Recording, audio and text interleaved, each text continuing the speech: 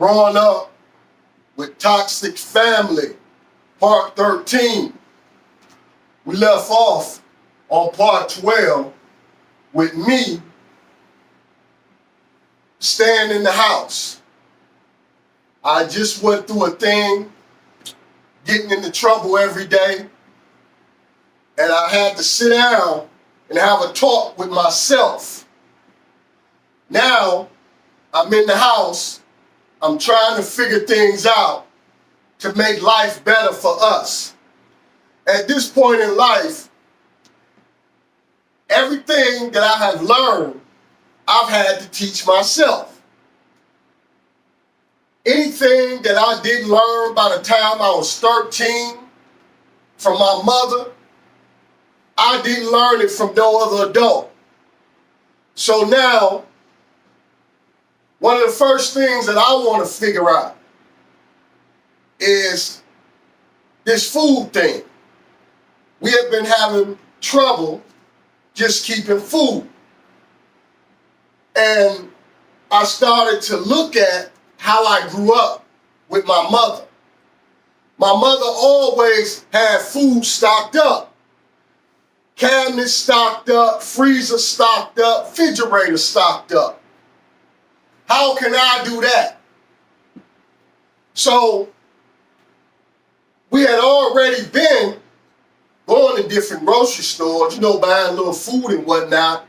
But as far as grocery shopping, we hadn't really been doing that. So one of the things I started noticing is that all the stores around would send us out sales papers of the sales they was having. Now, some of the best sales they would have would be at the first of the month. Every month, because this was a time that many people got their checks, food stamps, whatever the case may be. So the stores would have these big sales during this time because everybody had money then. So what I started doing was going through the sales paper, seeing the things that they had on sale at different stores. Mainly the things that we ate. Now, I started noticing things like Kool-Aid. They would have Kool-Aid on sale, 15 for $1. Sometimes even cheaper than that. But we drank Kool-Aid, and so I said, man, if we spent $5 on Kool-Aid, we got 75 packs of Kool-Aid. We ain't got to worry about running out enough for a long time. They had sugar. Bags of sugar on sale for $1. Well, hell, we buy 4 or 5 bags, guess what? We ain't going to run out of sugar for a long time. But then I started looking at everything else. Canned goods, 5 for $1. You spend $5, you got 25 cans. And it just went on from there. All the other things that we used that we found on sale at the different stores. And it didn't take much to stock up the cabinets. But we didn't stop there because we're looking at meat now. And we knew that there was a lot of meat markets in downtown Detroit, okay? Once again, the meat markets, all of them ain't got good deals. But we found one called Mr. Foods. Now, Mr. Foods, they had a lot of good deals. We like steak, and they had slabs of steaks. You can get T-bone, ribeye, or porterhouse. And on the average, they was between $20 and $40, depending on how big of a slab you got. So in order for us to get 2 slabs, we would get the smaller ones for $20. The thing of it is, they would slice them up for you, and you would get 20 steaks for $20-something. That was a great deal. So we would get 2 slabs of 2 different kinds, maybe T-bone and ribeye, And then we didn't stop there. We got the hamburger. they had 15-pound bags of hamburger, for a good deal. We got that. We ate pork chops back then. So we would buy a slab of pork chops. They would bring it from the back. And the slab of pork chops was so long, it was longer than both my arms stretched out, and we bought numerous other things there, fish, and sometimes they may have had sausage on sale. But we loaded up less than $100. We had enough meat to last us over a month. But the only thing about the meat market was they didn't have good deals on chicken at that time. But those stores that we would go to, they always had a good deal on cases of chicken. It was always one of them that had a 40-pound box of wings or breasts or leg and thighs for a great deal, and we would get that. So what we would do is, once a month, we had to get a ride from somebody. We would go to the meat market first, leave the meat market. On the way back, we stop at 3 or 4 different grocery stores. Every one we stopping at, we get multiple items. We may get canned goods, sugar, Kool-Aid, peanut butter, macaroni, all kind of stuff at one, then go to another, get a bunch of stuff and another, and we get home and we got a whole load of food. Now, here it is. The first time, and since being back at my mother's house for 2 years, I know what it's like to eat good every day. From September to November, I was eating so good, I gained 65 pounds in 2 months. So now, we got this food thing mastered. Ain't gotta worry about no food. We know we spend $100 and some a month. We got food to last us over a month. Now, I'm focusing on the money now. Budgeting any and everything I get. Finding deals on everything that we need. No matter what it is. But in the process of this, now I'm keeping track of how much money I'm getting from my sister. So, as time went on, one day I done got $300 from her, or 1 month. Now, because I'm keeping track now, I know I still got money left. So I call on the phone because I need it, because I'm budgeting everything out, getting things done that we need to do. And I tell her I need to get some money. She say, ain't no money left. I say, I got $150 from you on 2 occasions. It should be $150 left. And she paused. Because at that moment, she knew she couldn't rob me no more. And she was shocked. So she calls my brother June. I don't want to be his guardian no more. Well, what's the problem? All of a sudden, the first time I asked for all my money, you don't want to be my guardian no more.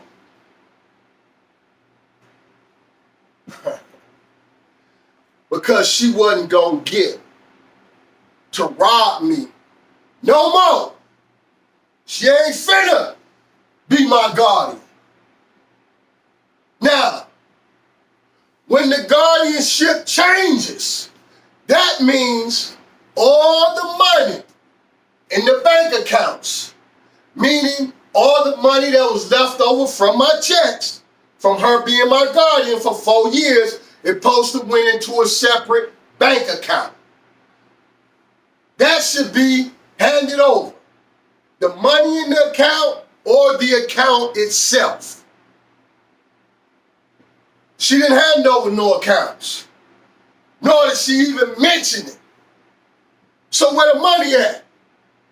You ain't the guardian no more. Where's the money? See, here's the thing about this. I said before that money left over from her being my guardian for 4 years, it should have been $9,100. And I'm not talking just to be talking. See, here recently, she told another story that she bought me a pair of shoes and an outfit every week.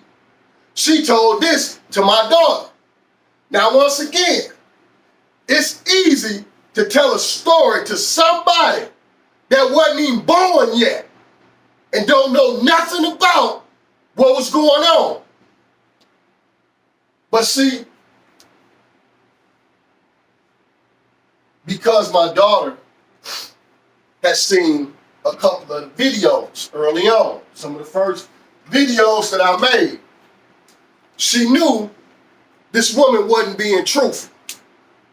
But let's just examine the situation. First and foremost, she said she bought me an outfit and a pair of shoes every week. Back during that time, a pair of shoes was on average $80 to $100, depending on which ones you bought. My choice of shoes back then was top 10 Adidas. That was the price of it. And if she bought me a pair of shoes for $80 to $100 and an outfit every week, my check wasn't but $450 a month. That means it wouldn't have been nothing left of the check. So how did she do that? It's just another story. See, I was there. I lived it. It was my money. I can tell you, month for month, how it was spent. See, remember I told you, in 1983, after my mother died, I told you how, as a kid, I didn't know who to ask when I needed a pair of shoes. So I got out here, made my own money, bought my own shoes. And I got a slick comment from her about how my good thing ain't gonna last. But she didn't buy me nothing all summer. I told you how I had one shirt that fit and it had a hole in it. But she was popping bottles, going to the after hours spot, Stokes, telling everybody what she doing. And my brother June said that at that time, she was spending the money. I'm a kid, I heard it, but I didn't understand it. Now, school term came of 1983. Yes, I got school closed in, okay? So more likely the whole check was spent, you know? Now, after that, we go months. I really don't need nothing. We at my mother's house. All I'm getting is a couple dollars every day for school, and that's it. All the way to December. So again, them is checks going into the bank. Oh yeah, I gotta eat, you know. Excuse me. So yeah, it's money coming out my checks for food. Only problem is, it's a good chance she was getting damn food stamps. But it don't matter. We're going to still say the money was coming out my checks for food, but still, you got the majority of the damn check going into the bank, or supposedly. December come along. And yeah, December, I turned 14 by then. She a big person on Christmas. So yeah, I got Christmas stuff. You know, I got weights and maybe a couple of outfits and a few other things, you know. So yeah, whole check spent, Christmas, easy. But then we go January, February, March. I don't really get nothing in. Ain't no money being spent. We moved to her house. Remember? We first moved there, I gets robbed. And yeah, she got my teeth fixed. Okay. She bought hair, shoes, and an outfit then. So we can easily say, between my teeth getting fixed, buying the shoes and the outfit, it was probably 2 checks spent that time. Oh, and then, now I'm paying the rent, $200 a month. Okay? So yeah, 2 checks, maybe even 3 got spent then because she got to get her rent money. Now, as we go on, it's not no money being spent throughout the summer, but her rent money. And because it's summertime, I don't need school money every day. Now, I'm getting an allowance. $10 a week comes to $40 a month. Her rent money, so it's still money going in the account every month.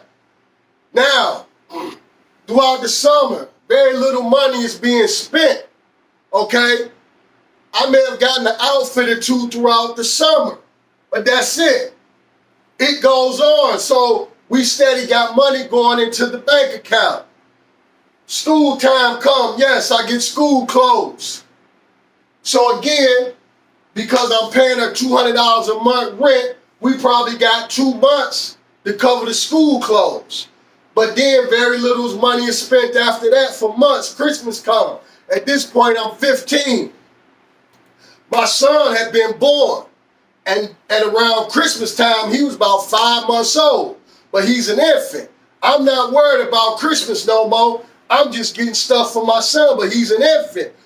How much money is you really spending on an infant? I remember us being at the store. We didn't spend a lot. We bought little infant toys. You know, toys that hang over the baby bed and a walker with the toys on there that he can play with and different little things like that. Not a lot of money being spent at all. Now, at this point, because remember, I'm going against her telling me not to have nothing to do with my son and his mother. Remember that now. I'm going against her, so now it's an all-out assault on me every day. So I'm not getting nothing outside of school money and my allowance. You see what I'm saying?